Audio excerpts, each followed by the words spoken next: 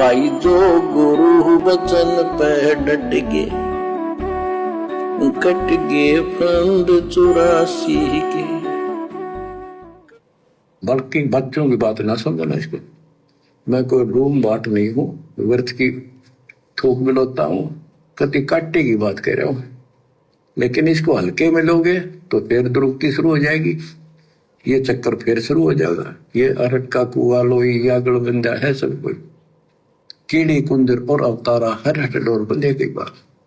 बच्चों विचार करो, जैसे आज मनुष्य जीवन है, मान ले अगला मनुष्य जीवन होगा, फिर वही प्रोसीजर, जन्म हुआ, पढ़े लिखे बड़े हुए, फिर ब्याह हो गया, फिर बच्चे हो गए, फिर पालन पोषण, फिर मर गए, फिर मान ले का आधा जन्म फिर भी है तो फिर हो गए, फिर मर गए, बुढ़े हो गए, कभी बीच में मर गए, कोई बालक मर गए, कभी हम मर गए। ऐसी दुर्गति हो रही है, इस तो पीछा छुटवा।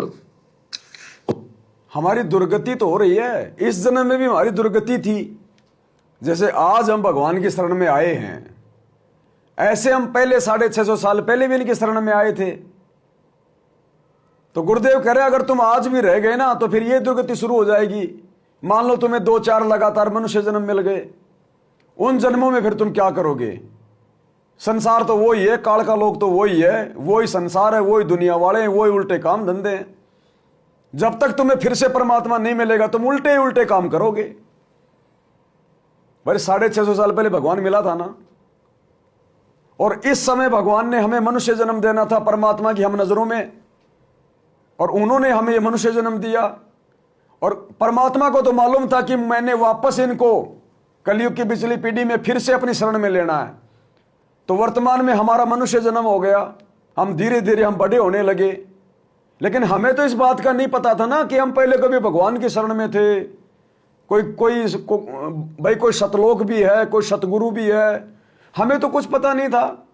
हम तो उसी प्रकार से जीवन जी रहे थे जैसे एक आम आदमी जी रहा है, उसी प्रकार से टेंशन में, चिंताओं में, लड़ाई झगड़ों में, उल्टे खान पान में, चोरी जारी में। हम तो वैसा ही जानवर जैसा जीवन जी रहे थे। भाई भगवान को पता था लेकिन हमें थोड़ी पता था। तो ठीक इसी प्रकार यदि वर्तमान में हम किसी भी कारण से रह गए तो ठीक है, इस भक्ति के कारण आपको 100-200 मनुष्य जन्म मिल जाएंगे लगातार। लेकिन फिर दुर्गति वही सांसारिक जीवन जिएंगे हम। जैसे आज गुरु जी की शरण में आने से पहले हम जानवर जैसा जीवन जी रहे थे। ये तो गुरु के शरण में आने के बाद थोड़ी बुद्धि सेट हुई है, थोड़ी सी शांति महसूस हुई है। नहीं, गुरु के शरण में आने से पहले का जीवन देख लो क्या बीता हमारे ऊपर। गधे जैसा जीवन था, सूअर जैसा जीवन, सूअर जैसा जीवन, और थे हम इंसान। तो इसी प्रकार मालिक कह रहे हैं अगर तुम रह गए फिर यह काल तुम्हारी भूल भुलैया डाल देगा, फिर तुम्हें कुछ याद नहीं रहेगा, फिर तुम ऐसे ही जानवर जैसा जीवन जियोगे मनुष्य जन्म प्राप्त करके भी। तुम्हारी आंखों के सामने तुम्हारा बेटा भी मरेगा, बेटी भी मरेगी, क्योंकि फिर तुम्हारे संस्कार काम करेंगे। वो आपत्तियां तो उस समय टलेंगे जब तुम सतगुरु की शरण में आओगे, मर्यादा में रहोगे।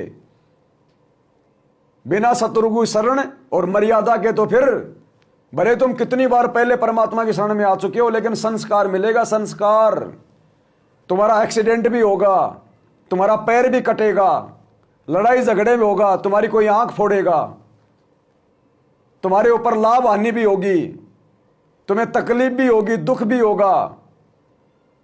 फिर वही जीवन हमारा जानवरों जैसा, कमाओ गधे बैल की तरह, करो ब्याह शादी, बात छुचक लेन देन, डालो नजर गंदी दूसरे की बहन बेटियों के ऊपर, खाओ मांस, पियो शराब, गुटके खा खा के दांत सड़ाओ, 2 उंगली भी अंदर नहीं जा पाएगी मुंह में। तो परमात्मा कह रहे हैं ये दुर्गति तुम्हारी फिर शुरू हो जाएगी फिर। और परमात्मा का काम बढ़ा देते हैं वो अलग है, भगवान को नाराज कर देते हैं वो अलग है। तो मालिक कहते हैं इन सब बातों को तुम याद रखो, ऐसी ऐसी जिंदगियां तुम बहुत भोग चुके हो। सतगुरु की शरण में आने के बाद ऐसी ऐसी दुर्गतियां तुम बहुत करवा चुके हो। अब ये सत्संग इसीलिए किए जाते हैं कि उन दुर्गतियां तुम्हें याद रहे, तुम ज्ञान से समझ जाओ। जैसे सुखदेव ऋषि इस काल के लोक का दुख मां के पेट में समझ गया था और बाहर आके भी उसकी चेतना बनी रही। परमात्मा ने माया रोकी। ब्रह्मा विष्णु महेश की बस की बात नहीं थी वो माया रोकना।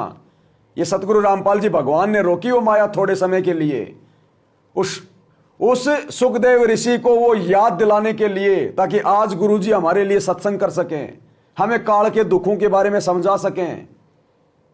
तो सुखदेव ऋषि को तो परमात्मा ने माया रोकी, उस कारण से गर्भ से बाहर आने के बाद काल के दुख याद रहे। और आप और हमें गुरुजी ने अब आके बता दिए, ज्ञान दे के बता दिया, उदाहरण दे के बता दिए सुखदेव जैसों के। और अब भी यदि हम वही 2 कोटि के राजनेताओं की रैलियों में जाएंगे, कभी कांग्रेस कभी बीजेपी का समर्थन करेंगे, देखा देखी में गुरुजी के परिवार के पीछे चलेंगे, कोऑर्डिनेटरों की पूंछ पकड़ के चलेंगे, गुंडों का साथ देंगे, अपने दान धर्म का पैसा गुंडों की सीबीआई जांच में लगाएंगे, जाट आरक्षण में लगाएंगे, दुनिया के भवन बनवाने में लगाएंगे, जाट भवन बनवाने में लगाएंगे, तो फिर हम तो अपनी दुर्गति करवाने के लिए तैयार खड़े हैं। फिर सतगुरु क्या करेगा? सतगुरु मिले तो क्या करे, मन में वाद विवाद। सतगुरु मिल भी गया, ये ज्ञान भी मिल गया, और फिर भी मन के अंदर वही बकवास चल रही है, तो सतगुरु इससे ज्यादा फिर कुछ नहीं करेगा। भी है तो फिर हो गए, फिर मर गए, बुढ़े हो गए, कभी बीच में मर गए, कोई बालक मर गए, कभी हम मर गए। ऐसी दुर्गति हो रही है इस तो पीछा छुटवा।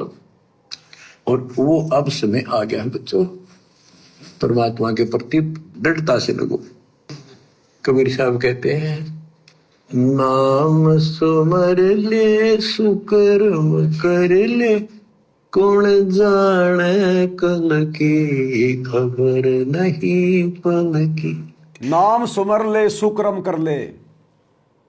आप दुनिया के अज्ञानी नकली पाखंडी धर्म गुरुओं से भी जाके पूछोगे कि गुरु से उपदेश लेने के बाद में राजनेताओं की रैलियों में जाना सुकर्म है या कुकर्म, वो भी आपको यही कहेंगे कि ये कुकर्म है, कुकर्म सुकर्म नहीं है। संतों का मार्ग अलग होता है, राजनेताओं का मार्ग अलग होता है। आज किसी भी नकली पाखंडी आचार्य शंकराचार्य से पूछो कि सतगुरु से नाम लेने के बाद में गुंडों की, गैंगस्टरों की सीबीआई जांच का समर्थन करना, उनकी सीबीआई जांच के लिए 5-5 लाख रुपए का सहयोग करना, ये सुक्रम है या कुक्रम है? वो नकली भी यही कहेगा ये कुक्रम है, कुक्रम सुक्रम नहीं है। तो हम अपने गुरुजी की आज्ञा कहां मान रहे हैं कि नाम सुमर ले सुक्रम कर ले? हम तो कुक्रम कर रहे हैं, और कुक्रम की सजा फिर कुत्ता बन के मिलेगी, कुत्ता बन के। सुकर्म कर ले, कबीर साहब कहते हैं, नाम सुमर ले सुकर्म कर ले, कौन जाने कल की खबर नहीं पल की। इसे नकम्मे लोक में हम रह रहे हैं जिसका कोई दीन धर्म नहीं, यहाँ कोई न्याय नहीं, और 1 सेकंड का भरोसा नहीं, 1 सेकंड में क्या हो जाए। पर फिर भी हम फूले फिरे, क्यों? किसी के साथ दुर्घटना हो जाती है तो हम न सोचा हमारा नहीं होगी, काल सबकी रोल मार रहा है। अब हम भगवान शरण में आ गए कबीर साहब की। अब हम कह सकते हैं यदि मेरी आदत है तो अब हम भगवान की शरण में हैं, काल के इन अटैक से बाहर हो गए। अब हम कह सकते हैं कि मर्यादित हैं, अब हम भगवान की शरण में आ गए, कबीर साहब की शरण में आ गए। तो शरण में तो हम अपने गुरुजी की हैं। शरण में आने का मतलब क्या होता है? जिससे आप उपदेश ले रहे हो आप उसकी शरण में हो। जो जाकी शरणा बसे ताको ताकी लाज। तो आज हमारी लाज, हमारी चिंता किसको? हमारे गुरुजी को। तो हम किसकी शरण में? हमारे गुरुजी की शरण में। और गुरुदेव कह रहे हैं अब आप भगवान की, परमात्मा की शरण में आ गए, कबीर साहब की शरण में। अब कह सकते हैं हम मर्यादित हैं। और जय कर दी गलती, जय तोड़ दी मर्यादा। गुरु बचन पे डट के, कट गए फंद 84 के, कट गए फंद 84 के, कट गए फंद 84 के।